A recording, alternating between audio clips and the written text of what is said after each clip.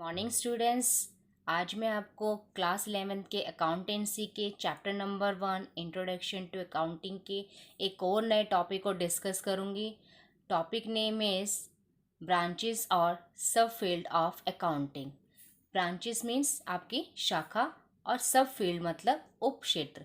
Accounting मतलब लेखांकन, लेखांकन की शाखा के बारे में आज हम पढ़ेंगे। दीज ब्रांचेज आर, ये ब्रांचेस क्या है, 3 पार्ट्स में डिवाइड है। फर्स्टली आपकी है फिनेंशियल अकाउंटिंग, सेकंड आपकी है कॉस्ट अकाउंटिंग, थर्ड आपकी है मैनेजमेंट अकाउंटिंग। अब हम इसको डीपली पढ़ेंगे कि फिनेंशियल अकाउंटिंग क्या करती है। ठीक है।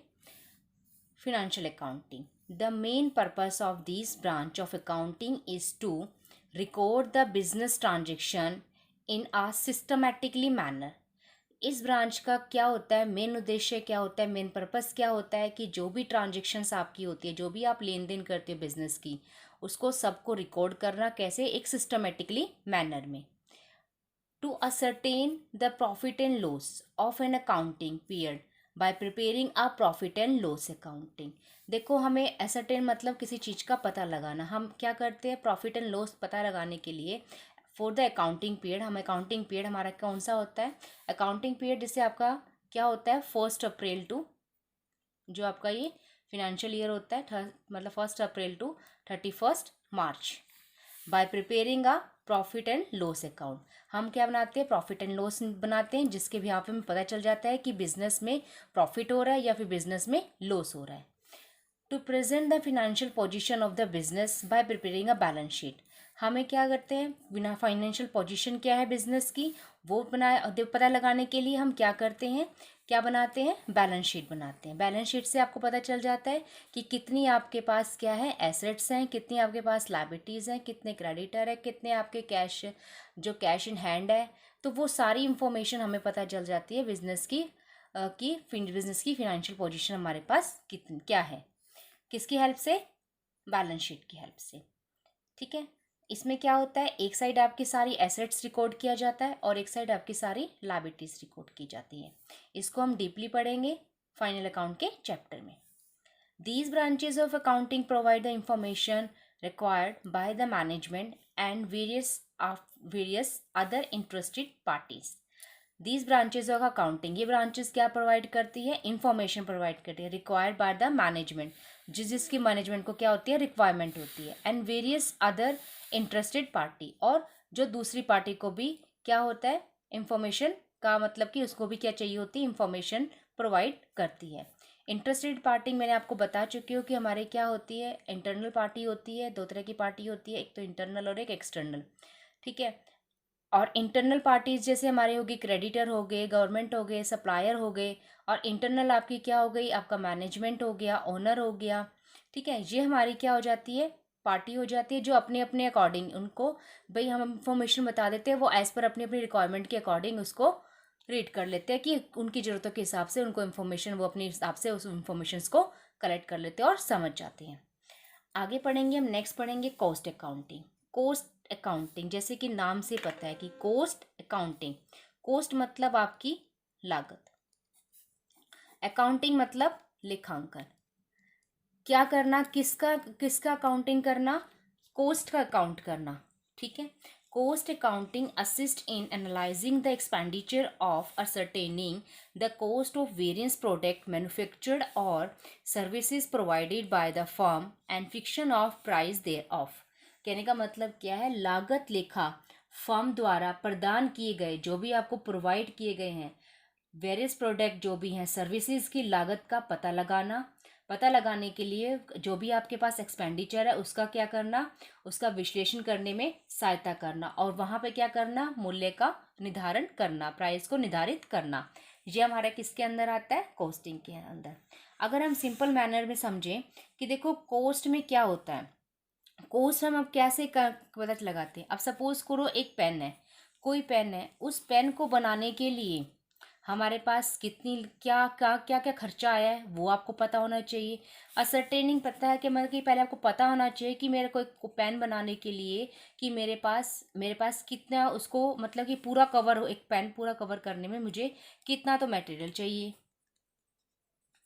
ठीक है, उस पेन को, एक पेन को बनाने में कितनी मेरी लेबर चाहिए, तो ये आपको पता होना चाहिए कि कितना मटेरियल मेरा लगा और कितनी मेरी लेबर लगी उस पेन को बनाने के अंदर। तभी तो आप कॉस्ट रिड्यूस कर पाओगे। ऐसे आप कॉस्ट कैसे रिड्यूस कर पाओगे? तो ये आपको पता लगाता है कि आपका कितना, कि आपकी क्या कॉस्ट है और उस कॉस्ट को आप कैसे कम कर सकते हो। ठीक है, मिनिमम सोर्सेज में अपने कॉस्ट को आप कैसे कर सकते हो कम, और क्वालिटी भी आपको अच्छी देनी है और अपनी कॉस्ट को भी मैनेज करके रखना है। देखो, it also help in controlling the cost and providing necessary costing information to the manager for decision making. It also help in controlling the cost. आप क्या करते हो, इससे क्या हेल्प करते हैं कि हमारी कॉस्ट को कंट्रोल करते हैं, एंड प्रोवाइडिंग नेसेसरी, और इंफॉर्मेशन देते हैं जो जरूरी इंफॉर्मेशन होती है कॉस्ट इंफॉर्मेशन को, किसको देते हैं, मैनेजमेंट को। किसके लिए? For decision making. देखो, कंट्रोलिंग तो आप जब ही कर पाओगे जब आपको पता होगा, you are certain the what is the cost. पता होगा कि आपको एक प्रोडक्ट को बनाने के अंदर कितनी कॉस्ट लगी। फॉर एग्जाम्पल, आप सपोज करो आपने कोई 10 रुपये का बिस्किट का पैकेट खरीदा, उसका कितना ग्राम का आया आपके पास? 100 ग्राम का। क्या आया? 100 ग्राम का। अब सपोज करो ये जो 10 रुपये का आपका बिस्किट का पैकेट खरीदा आपने, कितना ग्राम? 10 ग्राम। अब आप इसको, उसका प्राइस क्या कर दो? 8 रुपीज़ कर दो। और क्या कर दो? इसको हम कॉस्ट ऑफ रिडक्शन नहीं मानेंगे। ये तो आपने क्या कर दिया, प्राइस को भी कम कर दिया और अपनी कॉस्ट भी कम कर दी। ये आपकी कॉस्ट ऑफ रिडक्शन नहीं मानी जाएगी। अगर आप देखो क्या करोगे, कॉस्ट ऑफ रिडक्शन कैसे मानी जाएगी? आपने 8 रुपीज़ में ही क्या दे रहे हो? 100 ग्राम दे रहे हो। ठीक है, या 10 रुपीज़ में आप क्या दे रहे हो? 120 ग्राम दे रहे हो। तो ये तो आपकी मानी जाएगी कि हाँ भाई कॉस्ट, इसमें क्या करें, आपकी कॉस्ट इतनी ही है और आप कितना दे रहे हो उसको? 120 ग्राम दे रहे हो। तो लोग क्या सोचेंगे कि पहले तो 10 रुपये का 100 ग्राम आता था और अब 10 रुपये कितना आता है? 20 ग्राम। आपने कई बार देखा होगा ना कि 5% एक्स्ट्रा मिलेगा, 10% एक्स्ट्रा मिलेगा आपके बिस्किट्स के पैकेट पे या किसी पे भी नमकीन के पैकेट पे, ऐसा कुछ लिखा होता है। ठीक है, वो वही है कि रेट आपने चेंज नहीं करा, रेट आपने चेंज नहीं करा और आपने क्या कर दिया, उसका जो भी भाई एक जो वेट था वो आपने इंक्रीज कर दिया। यहाँ पर भी आपने क्या करा, रिडक्शन कर दी प्राइस में। लेकिन पहले 10 रुपये की चीज़ मिलती थी 100 ग्राम, अब 8 रुपये, उसी प्राइस में ही आपको वो 100 ग्राम आपको चीज़ मिल रही है। तो देखो, इसको कहते हैं हमारी कॉस्ट रिडक्शन। ये आप कॉस्ट को रिडक्शन जब भी कर पाओगे जब आपको पता होगा, जैसे मैंने अभी बताया कि एक पेन की कॉस्ट क्या होती है। जब आपको पता होगा कि एक पेन को बनाने के लिए मुझे कितने मटेरियल की रिक्वायरमेंट है, उसमें मेरे को कितना लेबर लगा, कितने में, मतलब कि कितने में एक मेरा पेन बन के तैयार हुआ, तभी तो आप क्या कर पाओगे, कॉस्ट को कंट्रोल कर पाओगे। ठीक है, आगे हम पढ़ते हैं next point, management accounting. Third point है मेरा, it is concern with the presenting the accounting information in a such a manner that the help the management in planning and controlling.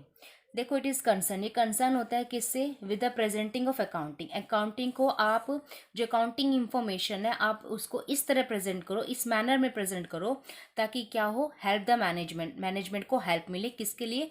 Planning के लिए और कंट्रोलिंग के लिए, operation of a business and in better decision making.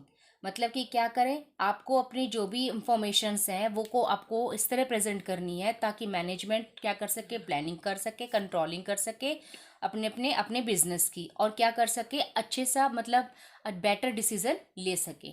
ठीक है, कि मेरी future में मेरे को क्या करना है इसके बारे में। Management accounting address the need of a single user group. देखो, जैसे हमने फिनेंशियल स्टेटमेंट में पढ़ा कि फिनेंशियल स्टेटमेंट में क्या होते हैं, various type of interested parties होती है, लेकिन मैनेजमेंट अकाउंटिंग में क्या होता है, सिर्फ address need for a single user group, सिर्फ एक ग्रुप को ही जरूरत होती है। क्या होता है, जैसे कि लाइक अ मैनेजमेंट। हमने 3 ब्रांचेस के बारे में डिस्कस किया, फर्स्ट फिनेंशियल, कॉस्ट अकाउंटिंग और मैनेजमेंट। फिनेंशियल अकाउंटिंग में देखो क्या होती है, हमें जो इन्फॉर्मेशन जो मिलती है वो क्या करनी है, हमें वेरियस पार्टीज़ के लिए हमने इंटरेस्टेड पार्ट, बहुत सारी पार्टीज़ होती है, इनको हमारी इन्फॉर्मेशन देनी पड़ती है। जो फिनेंशियल अकाउंटिंग होती है वो हिस्टोरिकल बेस पे डिपेंड करती है कि हमने क्या करते हैं, प्रीवियस अपना डाटा उठाते हैं और एग्जिटिव हम क्या करते हैं, उसको डेबिट क्रेडिट मतलब सिस्टमेटिकली फॉर्म में करते रहते हैं। लेकिन जो हमारा कॉस्ट अकाउंटिंग है वो हमारा इनोवेटिव भी है और हिस्टोरिकल भी है। देखो, बिना फाइनेंशियल अकाउंटिंग के हमारा कॉस्ट मैनेजमेंट, कॉस्ट अकाउंटिंग हम नहीं कर पाए। कॉस्ट अकाउंटिंग का कोई मतलब नहीं है, क्योंकि डाटा ही हम कहाँ से लेंगे, फिनेंशियल अकाउंटिंग में। देखो फिनेंशियल अकाउंटिंग में क्या करते हैं, प्रॉपर अकाउंट मेंटेन होते हैं, डेबिट क्रेडिट किया जाता है, लेकिन कॉस्ट अकाउंटिंग में टेबल फॉर्म में ज़्यादातर जो काम होता है वो हमारा टेबल फॉर्म में होता है। कहीं कहीं हमें रिक्वायरमेंट पड़ती है डेबिट और क्रेडिट करने की, लेकिन अब मैं दोबारा रिपीट कर रही हूँ, बिना फिनेंशियल अकाउंटिंग के हम कॉस्ट अकाउंटिंग मेंटेन नहीं कर सकते। क्योंकि कॉस्ट अकाउंटिंग में क्या होता है, दो तरीके से होता है। आपको क्या करता है, हिस्टोरिकल आपको डाटा दिया जाता है, हिस्टोरिकल डाटा के बेस पे आपको प्रिडिक्शन की जाती है कि ना फ्यूचर में क्या होगा। देखो प्रिडिक्शन बहुत ज़रूरी है, बिना प्रिडिक्शन ज़रूरी नहीं है कि आप हमेशा सक्सेसफुल हो, लेकिन आपको थोड़ी बहुत हेल्प मिलती है। प्रिडिक्शन तो हम अपनी लाइफ में भी करते हैं, जैसे कि आप देखो एग्जाम है, एग्जाम में हमारे क्वेश्चंस होते हैं चैप्टर वाइज।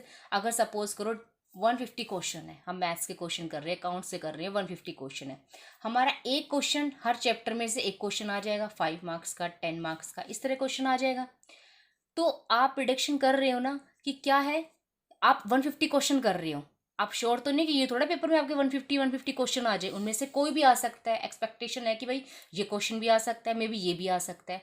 तो प्रिडिक्शन जरूरी है, बिना प्रिडिक्शन के हम क्या नहीं कर सकते, अपनी कॉस्ट अकाउंटिंग नहीं कर सकते। ठीक है, इसमें आप फोरकास्टिंग करते हो कि जो अगर आप प्लान बनाते हो कि फ्यूचर में क्या हो, मेरी जो मेरे जो फ्यूचर में आप पहले जो डाटा हिस्टोरिकल डाटा को उठाते हो और फ्यूचर प्लानिंग करते हो। ठीक है, मैनेजिंग अकाउंटिंग में सिर्फ एक सिंगल ग्रुप को आपको रिक्वायरमेंट पूरी करनी पड़ती है, जो मैनेजर होता है वही सारा क्या करता है, उसको ही इंफॉर्मेशन इस तरह मतलब कि प्रेजेंट की जाती है कि ताकि वो क्या कर सके, अच्छे से डिसीजन मेकिंग कर सके, प्लानिंग कर सके, कंट्रोलिंग कर सके। ठीक है, thank you so much, have a nice day.